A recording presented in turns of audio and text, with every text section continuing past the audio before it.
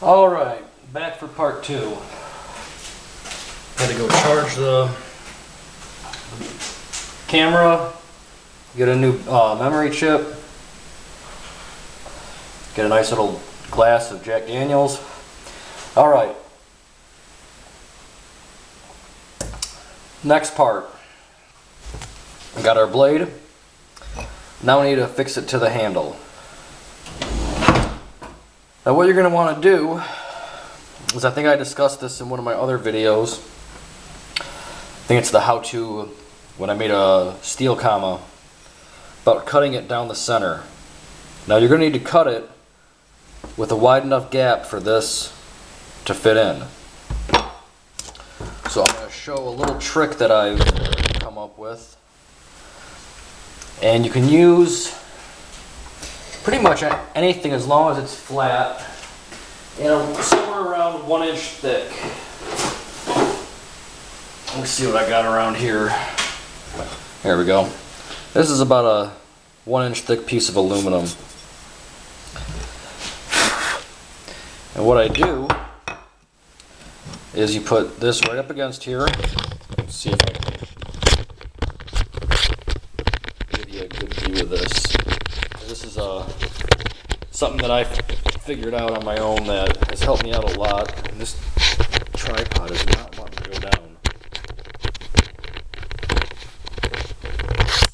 Oh boy, it's one of those nights right now.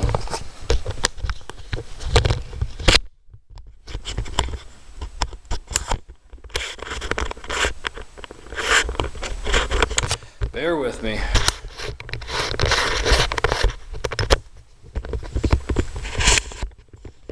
Okay, sorry for the roller coaster. But what I'm going to do is I'm going to mark a line right there. Let me get out my pen.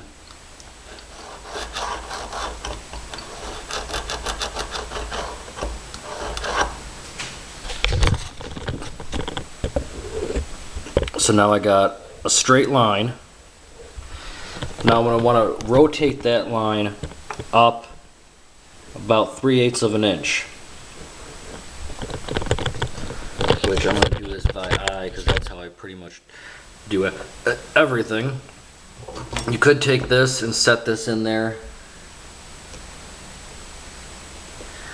That looks about right.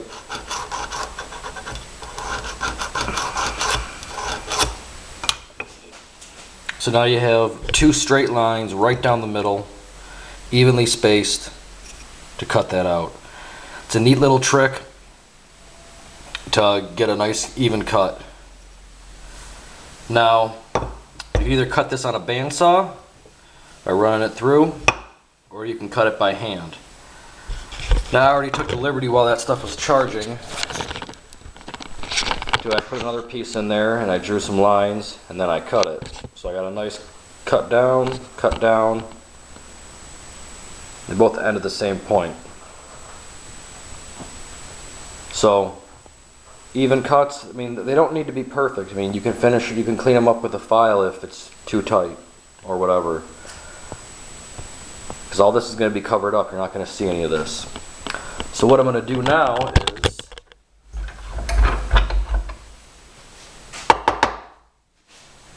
I need to get this piece out of there. Now, seeing how this is all going to be covered up, and I don't really care what it looks like, this is how I solved that problem. Come over to the drill press. If you have a hand drill, you can use a hand drill. And what I'm going to do is, I'm going to drill a hole right at the end of it.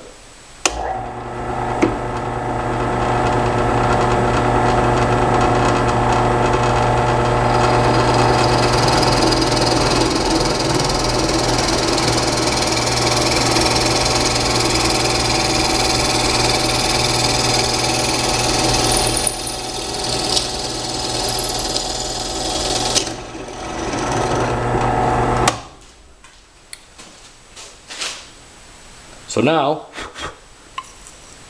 this piece comes right out. There you go. So that's an easy way to make a slot in there.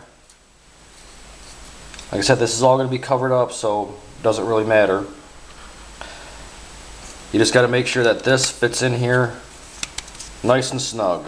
And anywhere that it gets tight, like right around there, I can take a file, or I can go back in with a saw.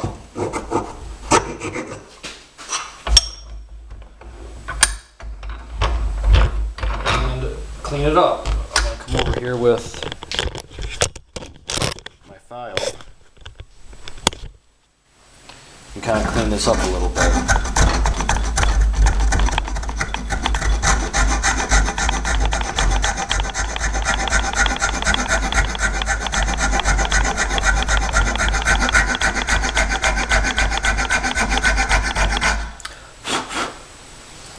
Now I like doing it with a file because then I can have it locked in place, and then I can keep taking my piece and I can keep putting it in there until it fits, and I can see where it's stopping and where it needs more.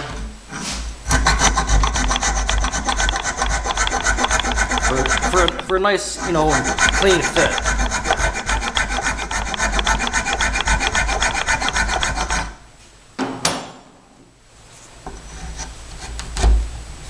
And there we go.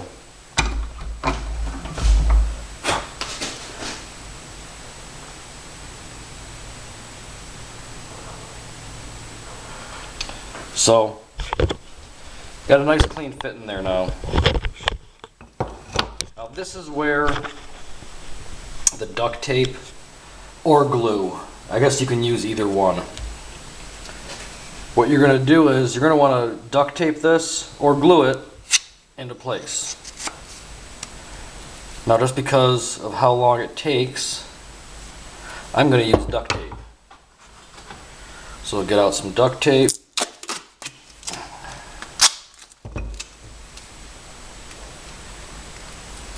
I'm just going to tape this into position just so it doesn't move. Now no, this is not the part that's going to be holding this into place. This is just to hold it into place until we put the real pieces in that are actually going to hold this into the wood, which would be doing the same that the glue does. So now that we got that, we need to fix that in there permanently. So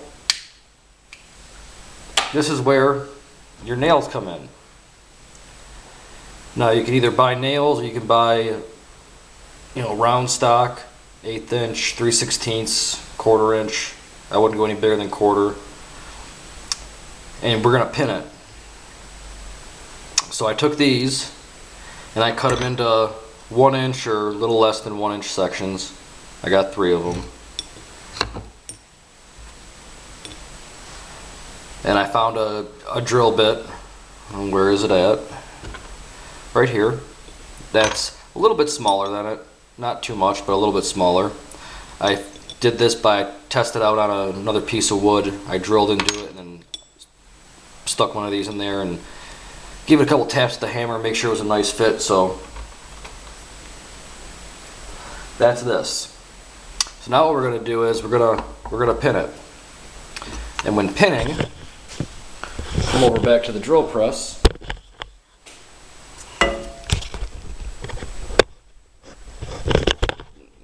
I need another person here to help me do these videos. Doing this by myself is just a pain in the ass. So we're going to be pinning this. So you don't need a drill press, you can use a hand drill. And you don't need to be exact with it. I mean, if you're not in the exact center, it's not a big deal.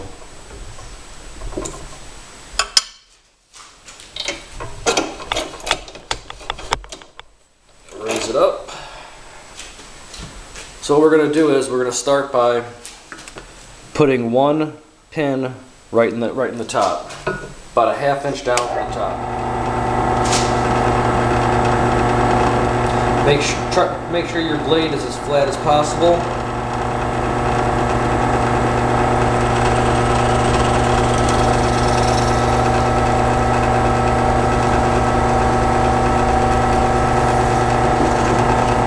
And drill all the way through. Now this is where I started making my first mistakes, is I would drill that and then drill the next one, then drill the next one, and then I would go over to my bench, try and put all the pins in. Well, by then, this might have moved a little bit and all your holes are off. So I drill one hole, and I'll come over to my bench. I'll get one of the pins, get it started.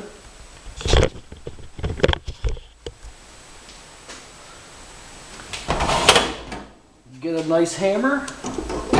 See, where's my favorite hammer? There it is. And just drive it in. So, real quick, I'm going to drill these other ones.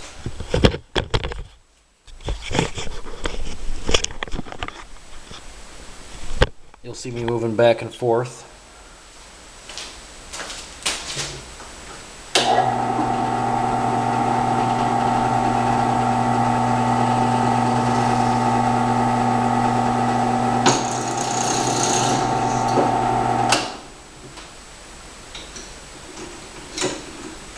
Make sure you tighten your drill bit.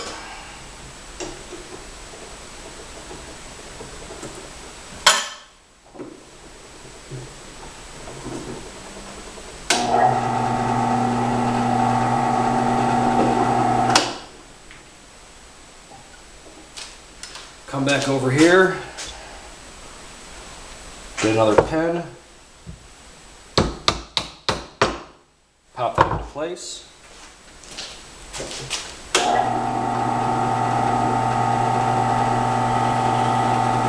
And drill your third hole.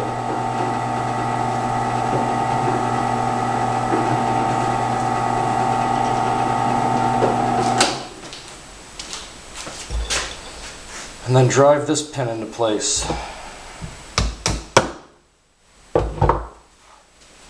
So, now what you're going to have is 3 holes, 3 pins, and this bad boy that's locked in there tight, and that's not going anywhere. So that's how you fix that. You can do it the same way with steel. That's how I do a lot of my kamas. A lot of them are triple pinned. So once you get that, you want to cover this up, because that looks horrible. That's where your cotton string comes in handy. And I'm not gonna do it just because no one wants to sit there and watch me wrap a piece of wood. I'm sure it's self-explanatory, but you just wrap it nice and tight all the way down the length to cover it all up, and then you're done. So the last part about your kama is drilling a hole in the bottom. This is a 3/8 hole. I took it on the sander and sanded down each end. I then spent some time with some sandpaper sanding the handle, and then once everything was done as this is, that's when I took some clear lacquer. I think I still have some. This is not necessary, I just do this for my own benefit. Valspar lacquer. And I gave this a couple coats. You know, it seals in everything real nice, gives a nice shine to the wood. It hardens up the cotton string a little bit. So that's pretty much your kama then. I mean, all this depends on how much time you really want to spend on these. I mean, you can see this total, if I wanted to finish this, I'd probably take another 15-20 minutes. I did something like this in less than an hour. So it's not that difficult. You don't got to spend a lot of time. Doing the same with something like a kunai. Nothing is pinned on here.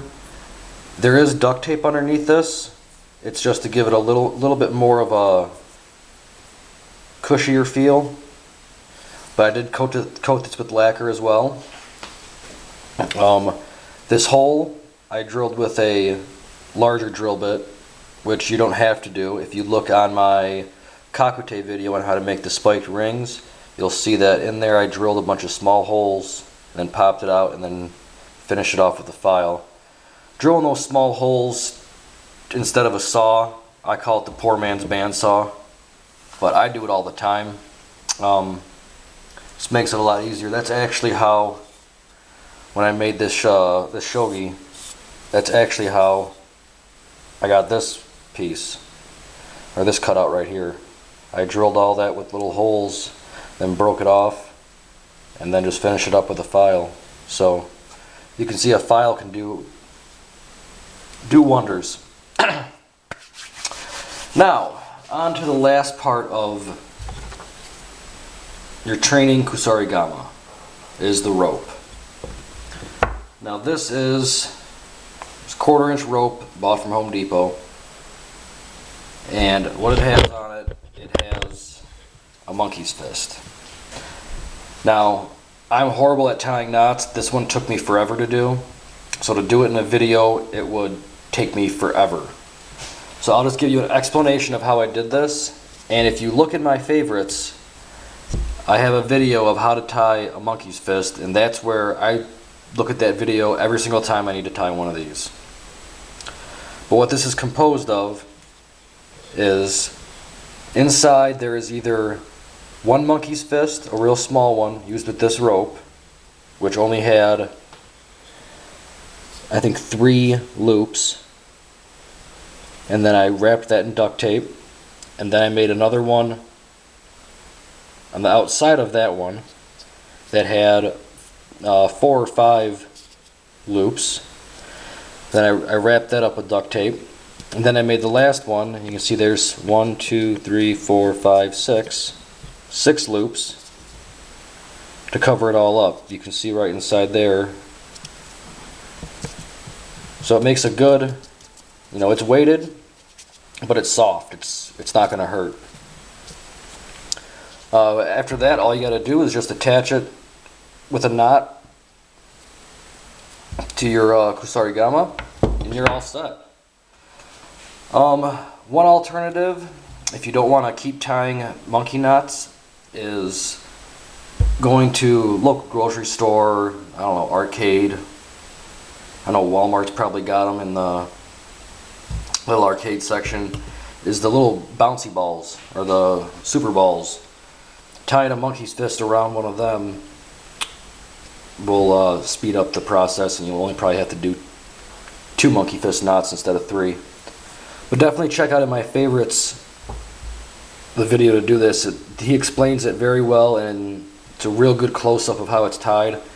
And don't get frustrated when tying these. I mean, I think I've done probably 15 or 20 monkey knots, and I still have to go back to that video and watch it because I keep forgetting on how to do it, or I try and do it, then I screw it up and get frustrated and go back to the video and check it out. So, doing training weapons is not very hard. You don't need a lot of expensive tools. I mean, you could make this with just a handsaw, a drill, and some files.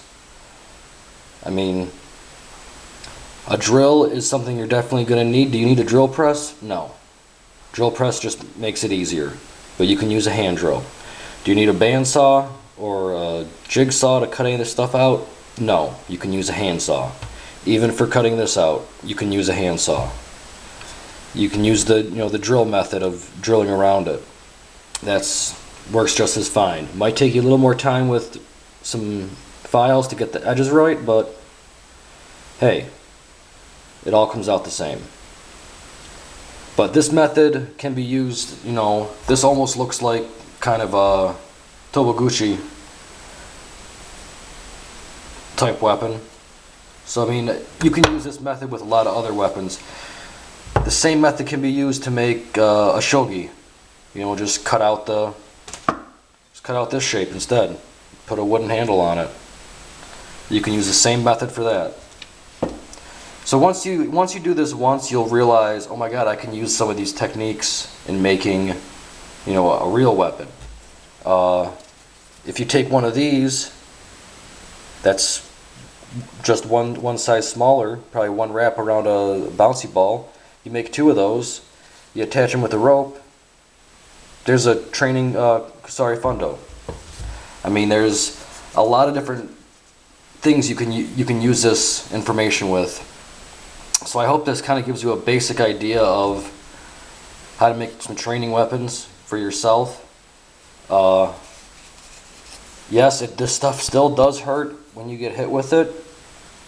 I mean, it's not foam, it's hard plastic, so I'm not saying it's gonna cause zero bodily harm, because anything used in the wrong way is dangerous. But if you're using this for techniques where you're grabbing arms, you know, it's not gonna hurt anyone. You can wrap this around someone's neck and it's not gonna cut them. It's safe. But I'm sure if you poke someone like that real hard, yeah, that's gonna hurt. It's probably gonna leave a little bruise, but all depends on how you use anything. Anything can be dangerous. So I hope you enjoyed these two how-to videos on training weapons. I'm gonna have a lock-picking video coming out, uploading right after these, and then next weekend I'm gonna do another how-to video. Haven't figured out which one yet. I got a lot of suggestions, which I'm very happy about, so I'm gonna do that, and then just keep doing how-to videos, whatever you guys want to see how to make at home. And I'm gonna try and make it with as minimal tools as possible, so everyone has the opportunity to make them, and everyone has the opportunity to make these tools without having huge, you know, machinery and all these woodworking tools. So I hope you guys enjoyed. I'm glad to be back. I don't know when I'm going to start actually making weapons and tools for sale, but I'm going to try and get back to that as soon as I can. Just life's kind of crazy right now. So I'm going to try and get back to that, but I'm glad to be back on YouTube. I'm glad to see everyone is still interested and still wants to see how this stuff's made. So there will be more to come. If I happen to make anything new, I'll definitely post a video on it. So that's about it, and I'll see you guys next weekend.